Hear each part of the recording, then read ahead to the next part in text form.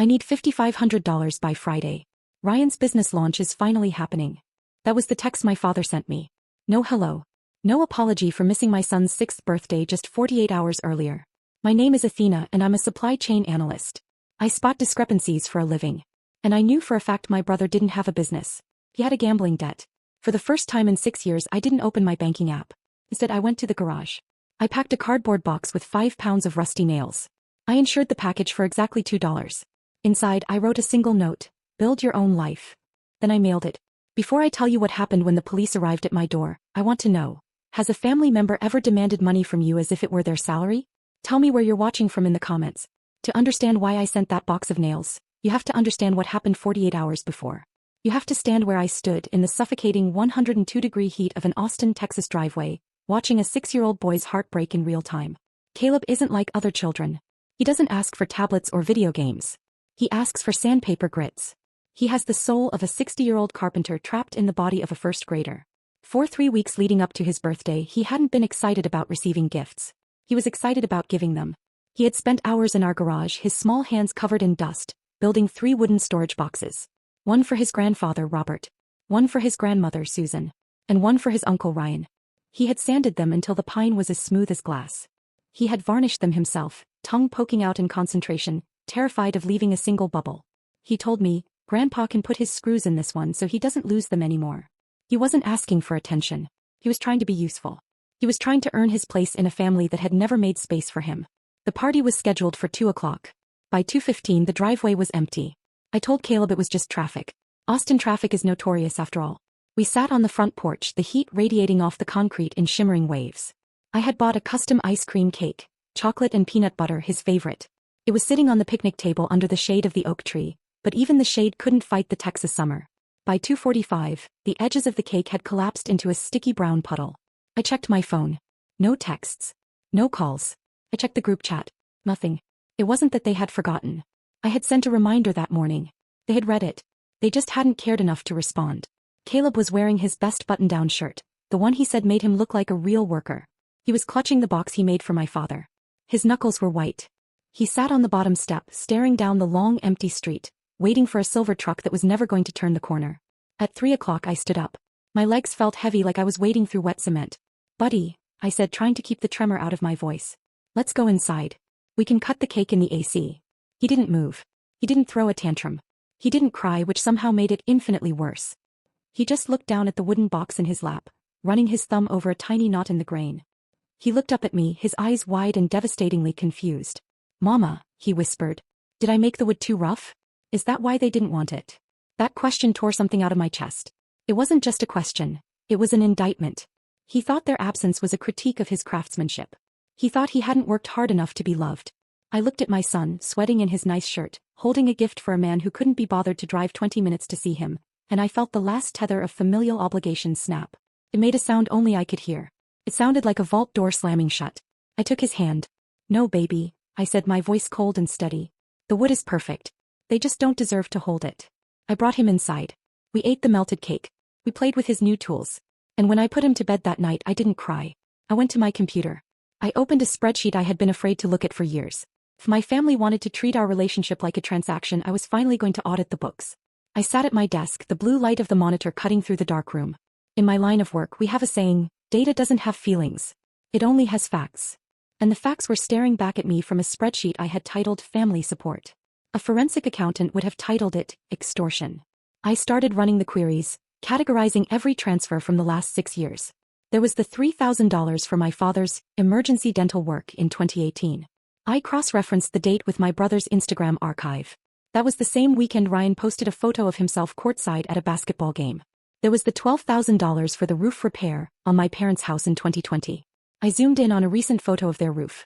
The shingles were still curling. I summed the column. The total was staggering. $160,000. I stared at that number. $160,000. That was a college fund. That was a down payment on a new life. That was a professional-grade workshop for a little boy who just wanted to make boxes. You might look at that number and ask, why? Why did I pay for 6 years if they were so cruel? Why did I let it get this far? It wasn't because I was stupid. It was because I was conditioned. Psychologists call it the trap of normalizing cruelty.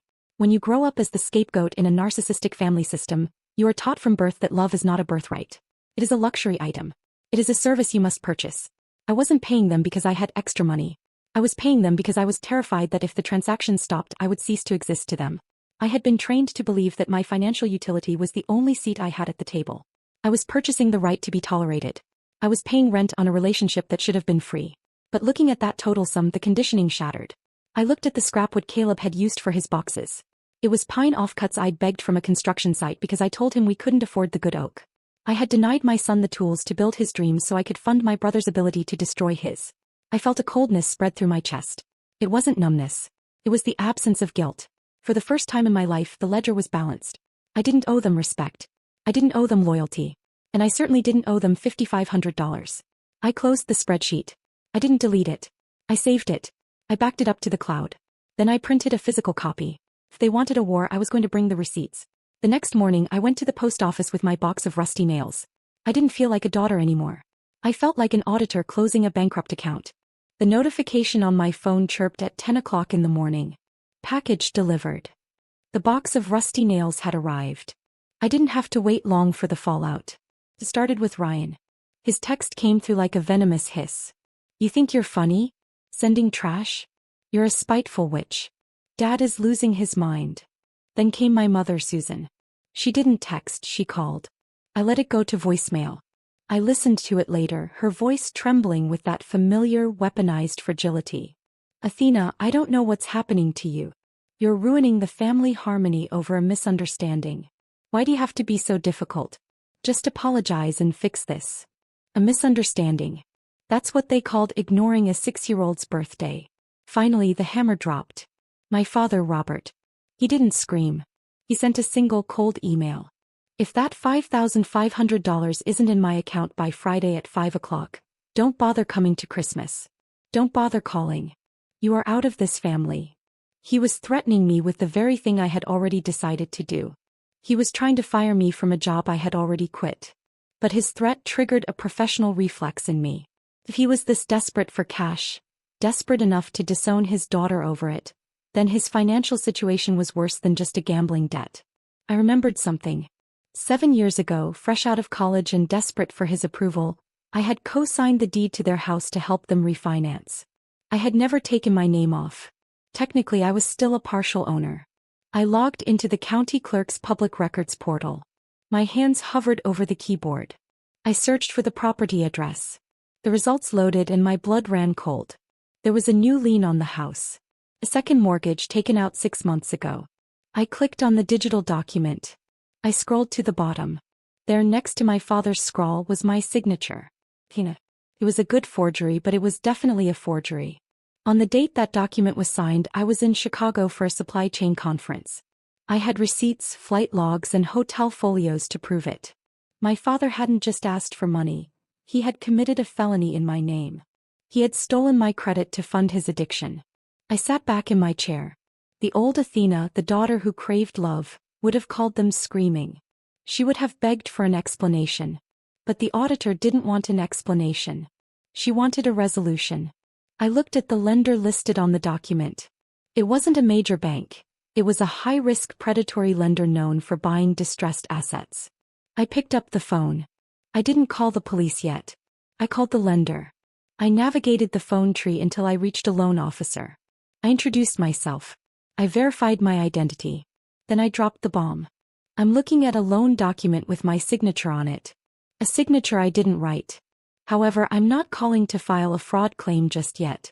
I see the note is 90 days past due. It's distressed. The officer's tone shifted from bored to alert. It is in pre-foreclosure, yes. I don't want to litigate, I said, my voice flat and businesslike. I want to buy the note. I want to buy the debt. I had the capital. I had the savings I had hoarded for 6 years, the money that was supposed to be my safety net. Today it was my weapon. By 4 o'clock that afternoon, the wire transfer was pending. I wasn't just their daughter anymore. I wasn't just their scapegoat. I was their landlord. And rent was due. The next day at work was a blur of spreadsheets and inventory reports, but my mind was entirely focused on the transaction clearing through my bank. At 2 o'clock in the afternoon, my phone buzzed. It wasn't a text. It was an alert from my home security app. Motion detected, Garage. I opened the live feed and my stomach dropped. My father's truck was backed up to my garage, and Robert and Ryan were prying open the side window with a crowbar. They climbed inside, not quietly but desperately, tearing through shelves and grabbing my power tools. The drill press, the miter saw, the sanders I'd bought for Caleb. They weren't after valuables. They were stripping my son's future. Then Ryan lifted one of Caleb's finished boxes, his prized little pine chest, and smashed it on the concrete to see if anything was hidden inside. That was the moment everything shifted. This wasn't family conflict. This was criminal. Watching them rage through my garage, destroying a 6-year-old's work for pawn money, I finally understood what drove them. Psychologists call it the power illusion of the empty wallet. For years, their sense of authority depended on my money. Without it, they were hollow. They weren't stealing out of need. They were lashing out because my independence and my son's talent exposed their failures. They thought they were reclaiming power. They were giving me evidence. I hit record. Then I called 911. "I have a break-in in progress," I said calmly. "I have video. The perpetrators are armed. I'm 5 minutes away."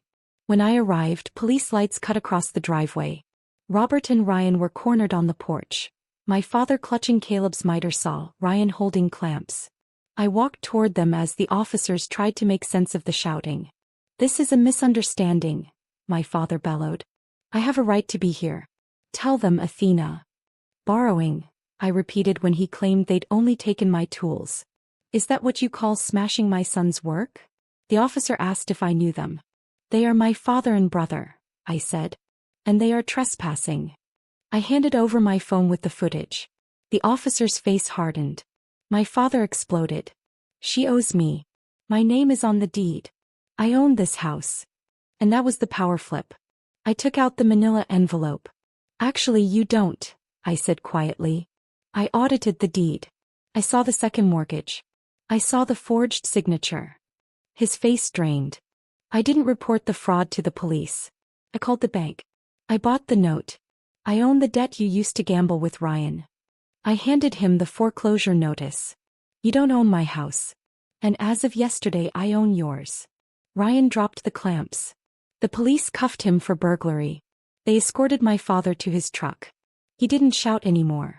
He finally understood the ATM was closed and had repossessed everything. The aftermath was swift. Ryan pled guilty and is serving 18 months.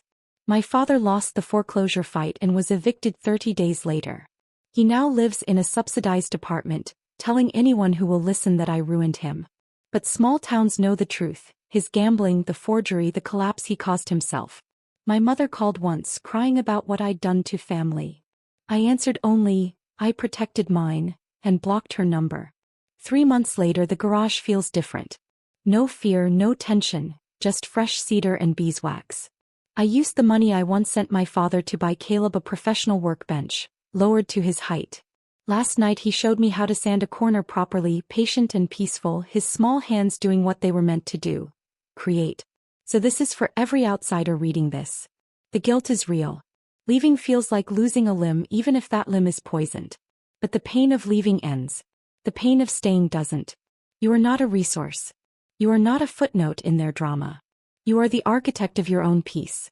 Last week, we launched an online shop for Caleb's work, the $2 box. We already sold out. If you've ever rebuilt your life from the wreckage of a family that didn't deserve you, share this story. Let every outsider remember: you build your own future.